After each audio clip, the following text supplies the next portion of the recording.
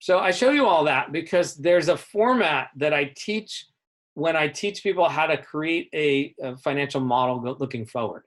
And when we're doing those forward-looking models, we want them to be as simple as they need to be, no more complex than they need to be in order to project out the next 3 or 5 years of the business. And when we do that, when you do this with MBAs, they produce 5 years worth of balance sheets and 5 years worth of cash flow statements, 5 years worth of P&Ls. And that kind of drives me a little bit batty because we don't need that much information. That's too complicated. What we really need is something that's a P&L with a little bit more on tacked on the end. And so this is everything, and I'll show you what one of these looks like in a little bit. But this is everything I like to see in a single page financial report. So again, you have a revenue section at the top that's units, average gross revenues, cost of goods, net revenues at the bottom. Again, these things have different names. These are the names I like to use. And cost of goods, if you're unaware, is any cost to produce one more unit. So if I'm chugging along and I'm producing 100 units in a month, and I get one more order and I need to produce 101 units that month, if I have to spend money to do the extra 1 unit, that's a cost of goods. So that would be the material inside the thing if it's a physical item.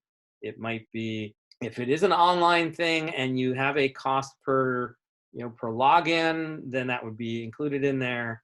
But it has to be specifically related to one more. The difference between 89 and 90 or 50 and 51. If there's some kind of big infrastructure that you need, like you can sell 100 chickens, but as soon as you sell 101, you need a brand new refrigerator to hold it. That doesn't count. Well, that's an infrastructure piece. We'll get to that later. But if it's, you need to buy more ice for every time you sell a chicken, you need to actually buy some ice to pack it in. Well, that would be a cost of goods. Okay. Underneath that are these operational expenses. These are all the expenses that get spent in a single month. So the salaries you pay, your lawyer fees, your rent, your utilities, everything that is operating the company, where at the end of the month, you spent it, it's gone. It was used to operate the company. So that all goes into fixed expenses or operational expenses. And then you get the bottom line, which is in the middle of this spreadsheet. And so the bottom line, I usually call net income and loss. This is where I teach the entrepreneurs that losses go in parentheses in accounting, and there's a setting to make them red. It should be the only thing that's negative in the whole spreadsheet, and they should be bright red. That way they stand out. Then you keep going. So the second column is underneath net income on my spreadsheets. The next section is something that just doesn't show up in normal accounting because this is a cash accounting, not accrual, which is capital expenses. So if you need another refrigerator, or you need to buy a truck, or you're in a country where you actually have to buy the building or buy the real estate underneath the building, that would be a capital expense. It would go in its own section, right? And the section goes underneath the net income. And then I don't have there's no subtotal under that. I just skip that because there's one more section that's important, which is all the money that came in or out of this company that's related to investments, including grants. So if a grant comes in, I've seen this where they throw the grant in the revenues. Grants aren't revenues. Revenues come from customers. Grants come from investors who don't want their money back. So grants go down here. Selling shares as equity to investors goes down here. The money when you get a loan goes in here. The money you pay a loan goes out of here. And any rev share, like when we do our equity-based rev share, goes in here. So this is all the cash that's moving in and out of the company that has nothing to do with customers, nothing to do with vendors, just investors. And so then you get a subtitle line, which is net cash. Net cash is your net income minus your capital expenses, plus any grants or equity or loan, minus any loans out or rev share. So there could be a subtotal in investments.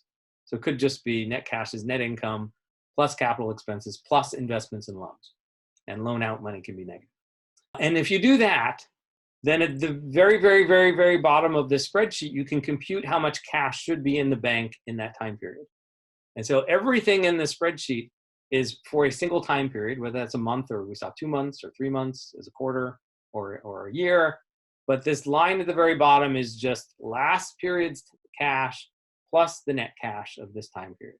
And the reason you do this in forward-looking financial models is that will tell you if you run out of cash. And if you run out of cash, it's game over. So when you're doing your forward-looking projections and you come up with all the numbers you like, and you look at that very, very bottom line of the spreadsheet, and it says that in year 2, in month 3, you have negative cash in the bank, you can't run that business. That business can't work. You have to fix that model somehow. And there's lots of ways to fix it. And you go and you iterate and you fix it. And now you see, great, now I make it all the way to year 2, month 10. You go, crap, all right. And then you iterate it again. And now you go, okay, I made it through year 2, and now I run out of money somewhere in year 3. And you fix it and you fix it and you fix it and you fix it until you have a model that doesn't run out of cash. And then you make a copy of that and you play with it to figure out how to make it run out of cash again, so you understand how resilient your model is. And after 20 or more iterations, you have a model that's worth sharing with investors. And it really does take that many iterations to make a decent financial model. And entrepreneurs don't believe me until they've run this with me. And it usually takes about 2 months. Right? So we run a 2-month program. When we do this in person, it's a 2-month program. I usually teach this in week 2 in order to have enough time to try and make a good stab at it. And almost no one finishes their financial model before they go home. It really does take that many iterations.